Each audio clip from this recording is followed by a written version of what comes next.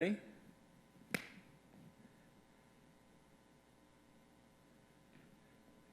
Hello, Min 430 colleagues and cohorts. I'm glad you're joining me right now on this video. Of course, I'm Frank Switzer, your instructor. I am your captain of communication, your doctor of diatribe, your preacher of pontification. And I'm glad to be here with you today. Our production manager, Caleb Wiseman, a Grand Canyon University graduate, is laughing at me now. It's one of the great joys of my life to get Caleb to laugh at me at least once a day. That's my goal in life. I like Jesus and everything, but if I can make Caleb laugh. All right, so today we're going to talk about communication in the workplace and marketplace. I think these will really just be helpful hints. Other people describe this as organizational communication.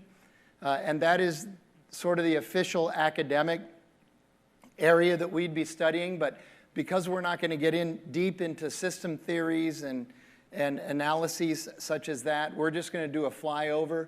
It's really, most of what we're going to talk about is really just helpful advice for you in the workplace and in the marketplace. Ways that you can behave that will be helpful to you in your career, and also maybe avoid some trap doors in your career as well.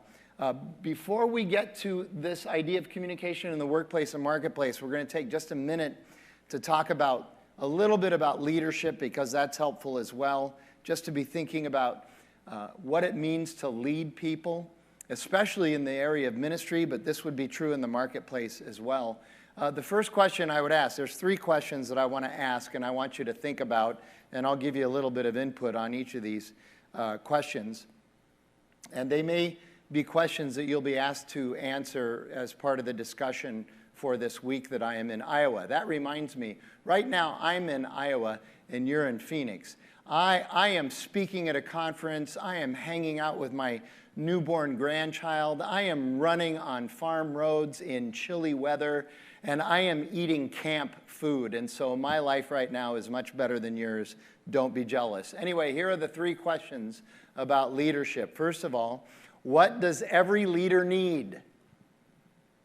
And if you answered followers, you would be correct. You are not leading anything if nobody is willing to follow you, if nobody is following you, and that's an important distinction. Now, having said that, it's also true that at some point in your life, you're going to lead something. Everybody leads something at some point in your life. Even if you just have a child, you're going to be charged with leading that child. But you're probably going to lead a small group. You're probably going to lead a group of people at your work. At some point in your life, you will be leading others. And so it's good to read books about leadership. You know, John Maxwell's book, 21 Irrefutable Laws of Leadership, is a helpful book. It's an older book, but it's considered a classic. But every leader needs to have followers. Otherwise, you're not a leader, but the chances are you're going to lead something. Here's the second question. Is leadership more about position and title, or is it more about influence? So think about that question. Think about how you would answer that question as well. I would say it depends on the context. Certainly, if you're the quarterback of a pro football team, you are the quarterback. You are the leader. And anybody who gets out of line in the huddle, they're probably going to get sent to the sidelines. That's really more about position. Certainly in the military, it's more about position and title than influence. But you need to understand that in the marketplace, and especially in ministry, leadership is much more about developing relationships and becoming an influencer, not like on TikTok or anything like that, but becoming a genuine in-person relational influencer. The way I would describe it is, if you're in a meeting and there's a chairperson in the meeting supposed to be leading the meeting, but everybody is kind of looking to somebody else other than the chairperson for direction and guidance in the conversation, that person probably has more influence than the actual titled leader, and they're the ones that are going to be able to lead much more. Here's the final question to be pondered that I will ask. Is leadership a science, or is it an art form? In other words, can you develop yourself through scientific methodologies and principles to become a better leader, or are good leaders born?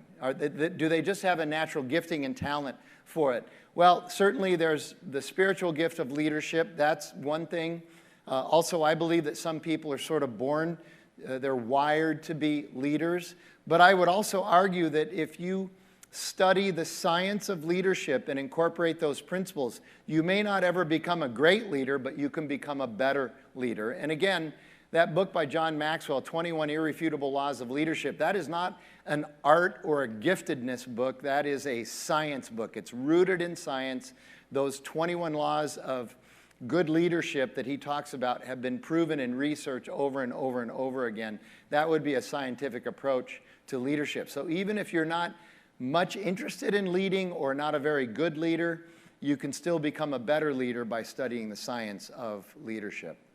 So having said all of that about leadership, just a little tidbit there, let's talk about communication in the workplace or communication in the marketplace. The workplace and the marketplace are two large spheres that certainly overlap with each other. It's also known as organizational communication. Now, why would we study this? I think on the first day of class, way back at the beginning of September, I talked about how in the 5 different areas of the communication discipline, organizational communication is where all the smart people go, because it is very challenging once you get into the weeds of organizational communication with all the different math and the systems theories and the research that goes along with that. And yet, to do a flyover can be very helpful for us to just understand a little bit more about the marketplace and the workplace and how we can do better.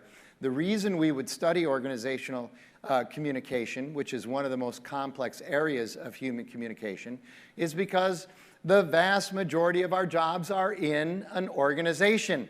And I know the saying, the church is not an organization, but it is an organism. Yes, I get that. I'm all over that with you.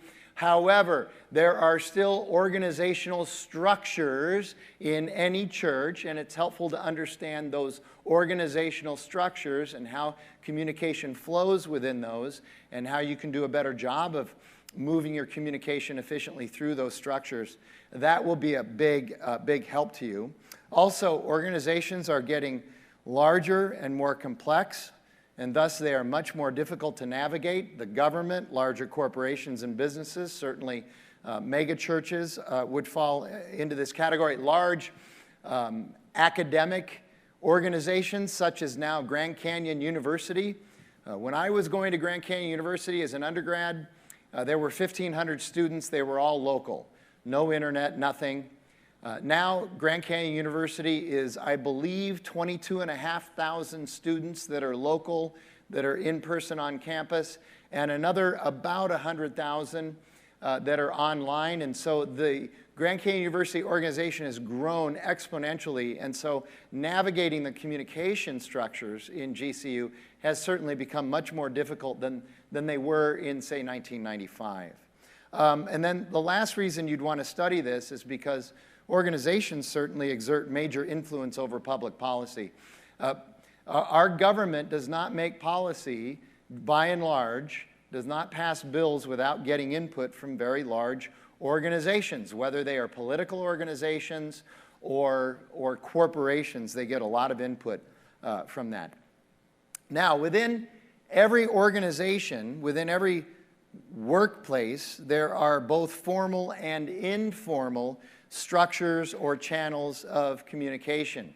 The more formal channels would be things like email and memos, regularly scheduled staff meetings, things like that. Some people, at Redemption Church, we have Slack. Some people would say that Slack is a more formal communication system in an organization, and I suppose I would agree with that. The problem is that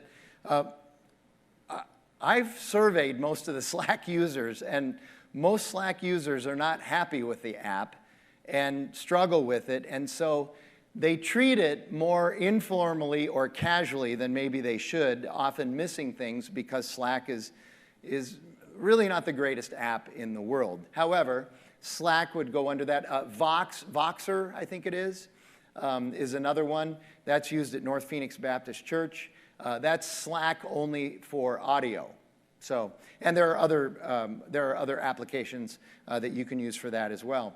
Informal communication is more like what happens around the water cooler when you gather to talk about what's going on. What happens when you go out to happy hour or you go out to a late breakfast with somebody and you're talking about what's going on. It's known as scuttlebutt, or sometimes you might call it gossip, but it's more like scuttlebutt, or the academic term is actually grapevine communication.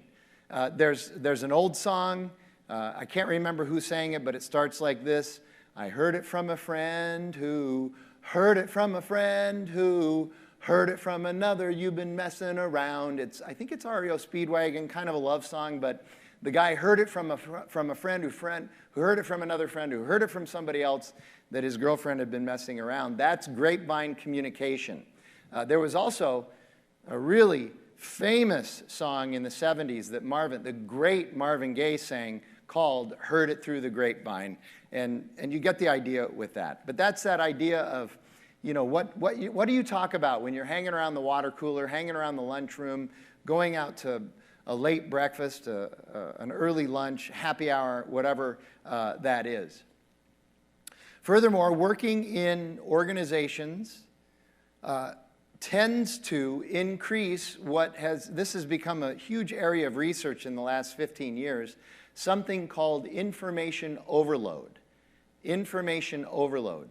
We're going to talk about both information overload and information isolation. There's two different kinds of information challenges out there. Information overload is created not only by the number of messages we receive, but also the growing ambiguity and complexity of the messages that we receive. I am fascinated. First of all, again, I've been telling you all semester long that I've had many experiences that you'll just never have. I remember growing up in the 60s and 70s, and the only way somebody could get a message to me was through a telephone that was attached to the wall in the kitchen of our house, or through television or radio, or maybe through a cassette tape of music. We weren't bombarded with the messages the way we are today. We are bombarded with messages today, mostly because of the exponential growth of the internet, but for many other reasons as well. We're constantly having to sort through the amount of messages and the complexity of messages that we receive. Furthermore, I have found that the more the messages increase in number, also the more they increase in complexity. People are not shy about sending you extraordinarily complex messages that you have to sit down, take the time to wade through if you really want to have a good understanding of what's going on in whatever area it is that they sent that message to you from. And so information overload is created not only by the number of messages we receive, but also by the ambiguity and the complexity of those messages. And information overload creates things in us that are not healthy or helpful. Information overload, when we just have too much coming at us, we actually end up feeling under stress. It also makes us fatigued. It tires us out. There's a term for this that academics have coined. It's called technostress. Because of all the technological ways that people can send us messages, we are living under technostress. Another scholar named David Schenk, that's S-H-E-N-K, he calls it data fog. Data fog. We live in a constant ethos and culture and environment of data fog. He describes it this way: with each passing year, there is increased data, and the data are more easily obtained. But the data now do not bring more clarity. Rather, they function as a fog, making it harder to see because there's just so much of it. You can't seem to get at the truth anymore because there's just so much information out there. At some point, you have to start making decisions and just go with what you have. Then there's information isolation. So that was information overload, technostress, data fog. Then you have information isolation. Information isolation occurs when a worker or a church staff member is given little or no information. And the fact that they are getting little or no information, which could be very unhealthy and unhelpful for their job, occurs for a variety of different reasons. Some of them are active reasons, and some of them are passive reasons. So the more passive reasons would be that your organization has gotten just extraordinarily busy and extraordinarily complex. I have never worked in a mega church, but I can't imagine what, for instance, Willow Creek was like in its heyday when it had 300 or 400 employees.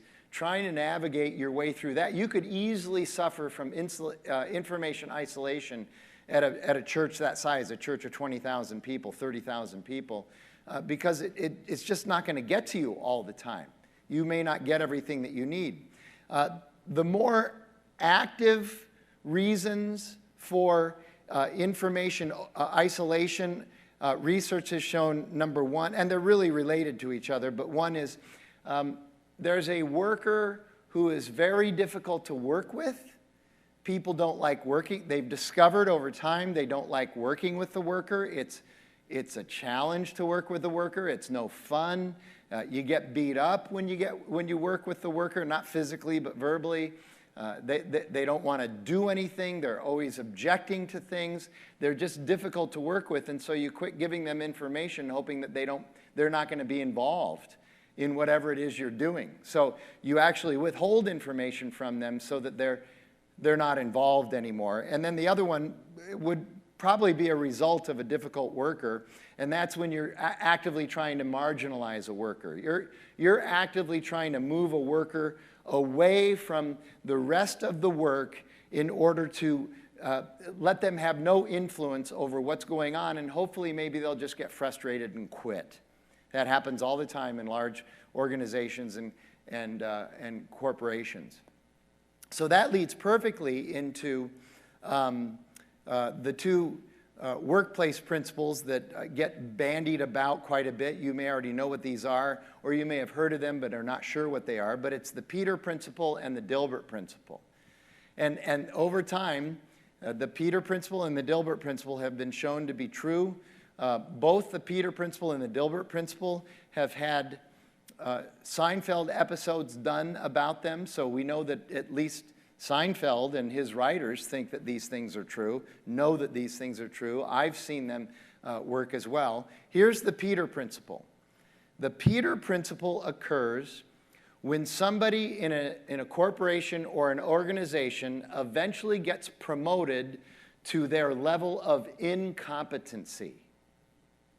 It's when an employee or a worker or a colleague in an organization or a corporation or a church eventually gets promoted to their level of incompetency. In other words, they're fine at the entry level, they're fine at the next level, and they get promotions, but eventually they get to a point where because they're performing well at this level, they will get promoted to a higher level at which they don't have the competency, the intelligence, the giftedness, the wiring, whatever it is, and so they get promoted to their level of incompetency. It happens all the time, and then they become unsuccessful, they become frustrated, the organization becomes frustrated with them, and it becomes a huge problem. That's why I always respect the person who is willing to turn down a promotion because they say, I don't think I would be competent in that job, even though there'd be a lot more money for me. I think that I would ruin that position if I took that position. So that's the Peter Principle. The Dilbert Principle, quite different, and yes, it's actually, this principle was actually authored by the guy who does the Dilbert comic strips. So he's a kind of a social science guy, and he came up with this as he observed communication in the workplace, and it happens.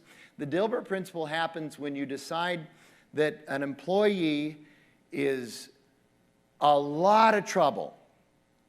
And so you decide to promote them to a place where they don't have any influence. You still have to pay them, and they still get their benefits, but they don't really have any influence. There's really not much they can do. If they can do something, they're not going to hurt anything, but they've been sort of taken out of the circulation of the organization rather than firing them or laying them off. And the reason for that is because the organization has decided it would probably be cheaper to just pay them a salary and let them sit over here than to go through a lawsuit with that. So very interesting. It happens all the time. Again, like I said, there was a Seinfeld episode about the Dilbert Principle. They didn't call it the Dilbert Principle, but there was an episode about it. Last sort of organizational thing, then I'm going to get into some tips for you to do better in the workplace and in the marketplace and with people that are interviewing you for jobs and things like that. Let's talk a little bit about sexual harassment.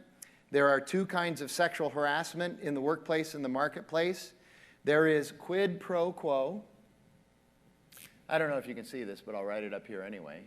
Quid pro quo. Quid pro quo, that's Latin for something or this for that. That is sexual harassment that is based on a transaction and an exchange, but there is a power dynamic there that makes the one person in the exchange feel like they have no choice but to make the exchange, and that would be the person who is being sexually harassed. I can promote you if certain conditions in our personal relationship are met. Do you get my drift? This happens in academia all the time. A professor will say, I can fix your grade if certain conditions are met. Would you like to go out for a drink tonight? That's sexual harassment. That is an abuse of power. It is absolutely worthy of a lawsuit and problematic.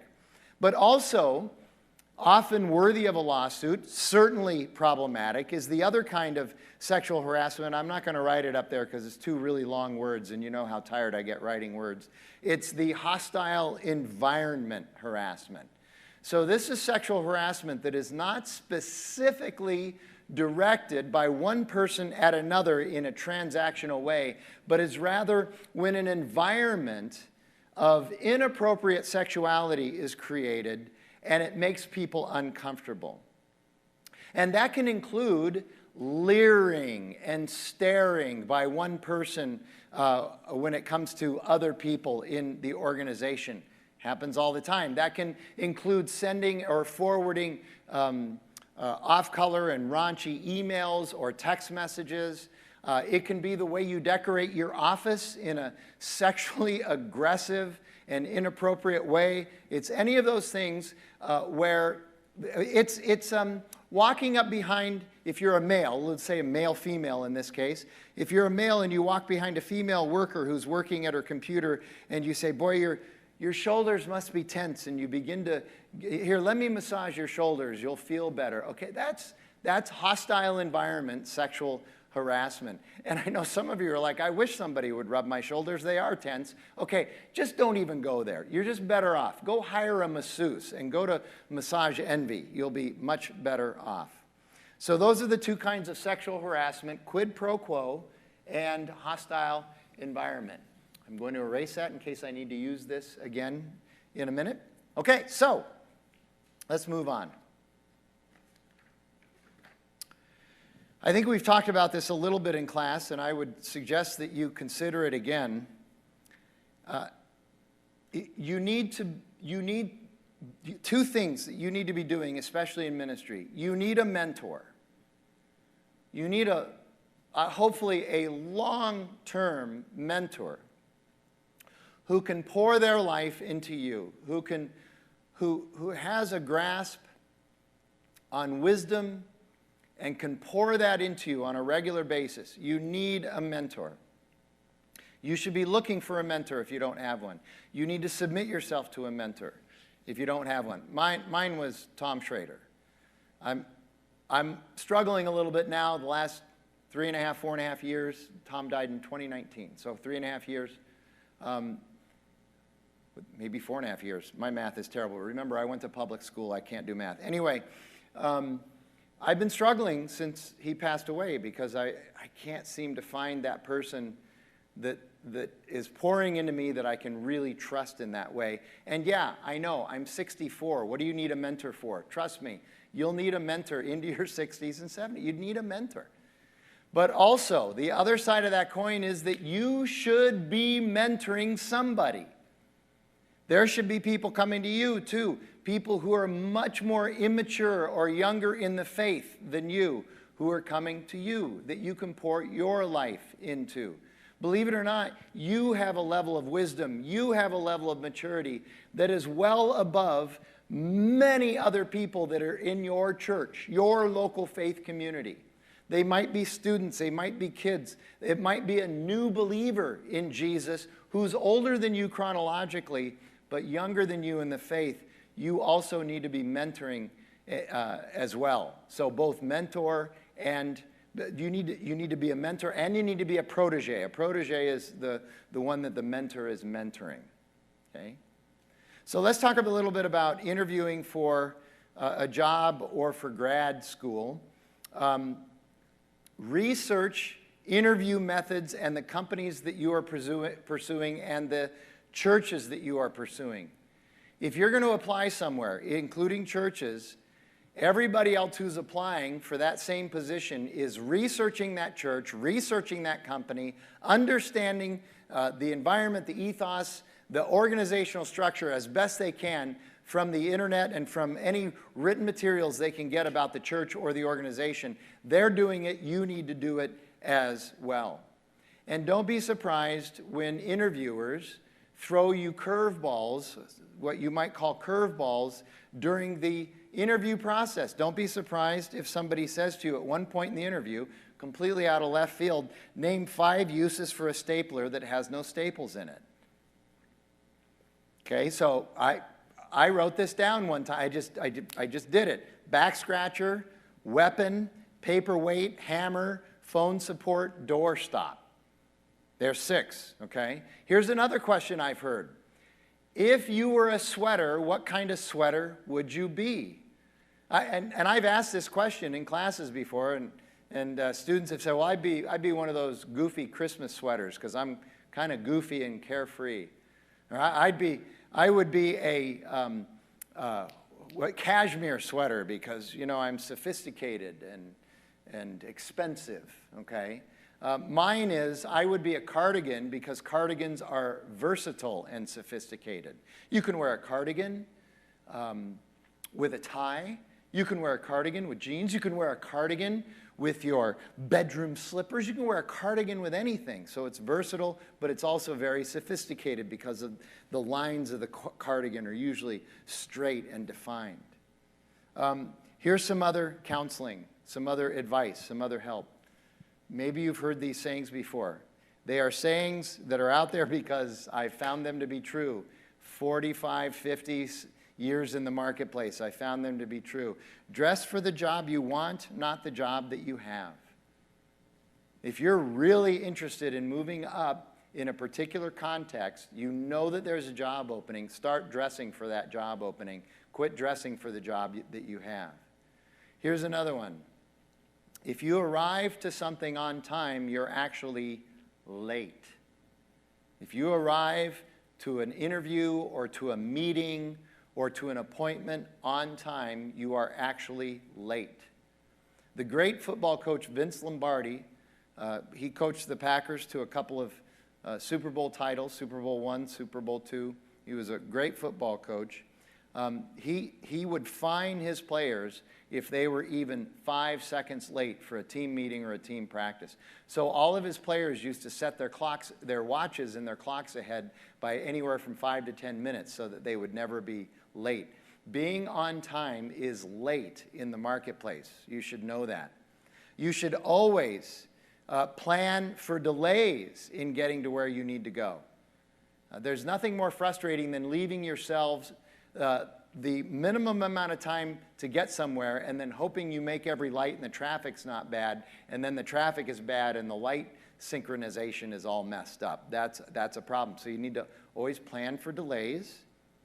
You should also, wherever you're going, I do this even with people I'm just meeting to have coffee, be prepared with good questions of your own to ask. In an interview process, you should always walk in with your own questions that you need to ask the people who are interviewing you. You want information too about them and the company or the church. You want information from them too. And more than that, you want to see how they react to some of your questions. Sometimes their reaction to the questions is more important than the information that they're willing to give you. Very, very important. Here's something that I don't think we talk about enough in the church because it sounds too consumeristic, and I'm not talking about making the church consumeristic, but I am talking about in the church making us customer aware, if you want to call it that, of our congregants. Go the extra mile, be sacrificial when it comes to serving your parishioners.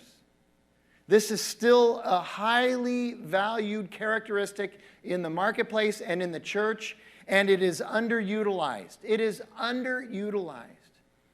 I spent 20 years in the marketplace before I went back to school and went into ministry. 20 years, and I'm telling you, I made my living off of good, extra mile, sacrificial customer service. I was willing to do whatever it took to get the job done, and it paid off. And the same can be true in the church. Now, I'm not talking about ridiculous requests, but I am talking about normal requests. Nothing drives me crazier than a church where all the pastoral staff, prior to a service, spends all of their time holed up somewhere in some room where nobody can get to them.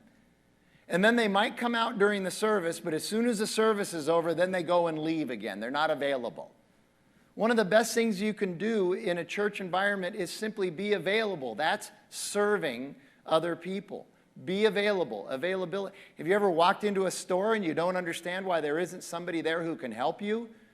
Because they're in the back room talking and looking on their phone and paying attention to themselves rather than to you, and they're getting paid to pay attention to you.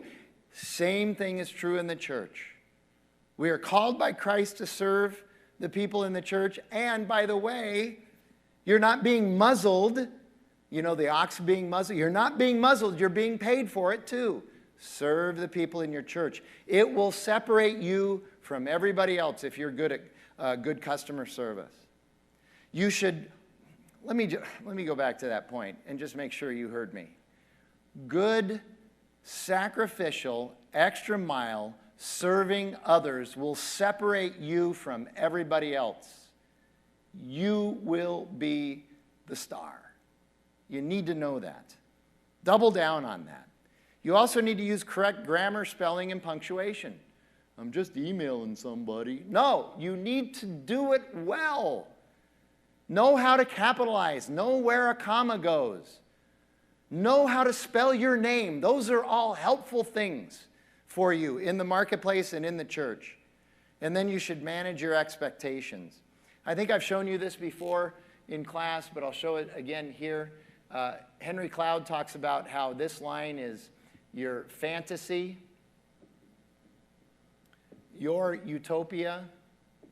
This is the life that you believe you deserve.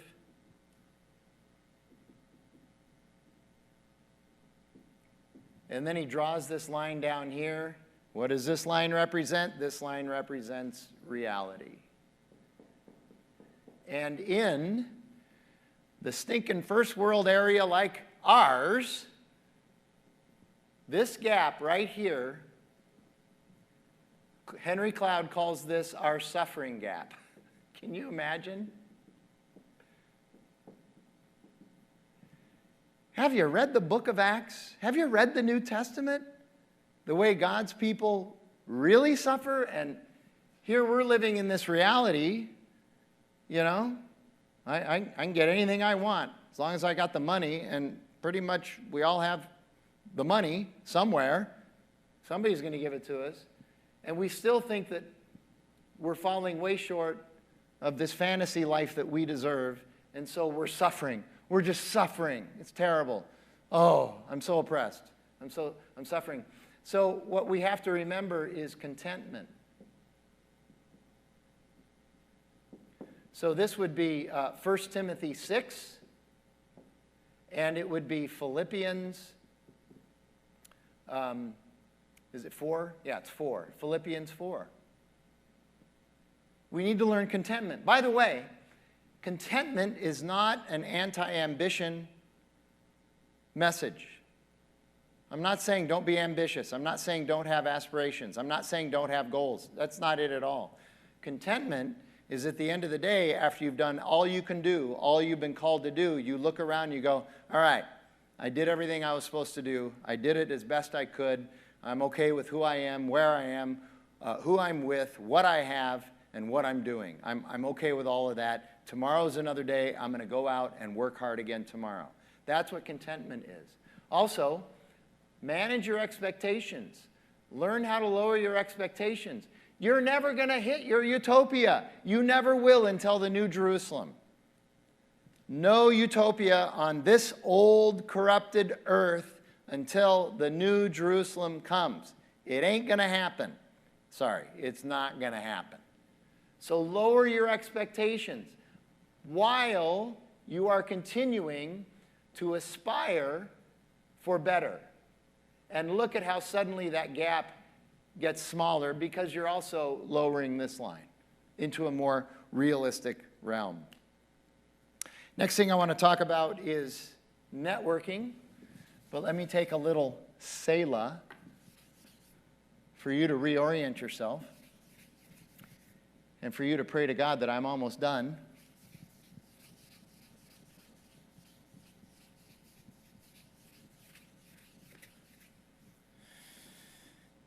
How are we doing, Caleb? Okay. What kind of time are we at right now? 36. Oh, my goodness. All right. I'll see if I can do this last bit in 10 minutes. Here we go.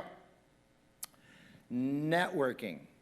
4 years ago, we started using a new textbook for COM 100 over at Paradise Valley Community College. And they have 2 chapters on organizational communication. And in the first chapter on organizational communication, they start right out of the gate with how important it is to be a good networker in the marketplace. And that includes in church world. And when we talk about marketplace networking, we are not talking about having a massive social media presence. That's not genuine marketplace networking. I'm not saying it isn't necessary to have all of your social media accounts, especially if you're doing, but you need those things, but that's not the type of networking we're talking about. There's an old saying that goes like this: I'd rather be lucky than good. And for the most part, that's true in a lot of situations. Certainly, Super Bowl championships have been decided by luck rather than who the best team is. Lots of Super Bowl championships have been decided that way. Okay? But the way this textbook frames it, which I love, is they say being lucky is better than being good. That may be true, but networking trumps both of them. Networking, how you can get your good better and how you can get your lucky luckier. It's so important. Networking, making sure that you are meeting with people and meeting new people. You're willing to say hello to a new person.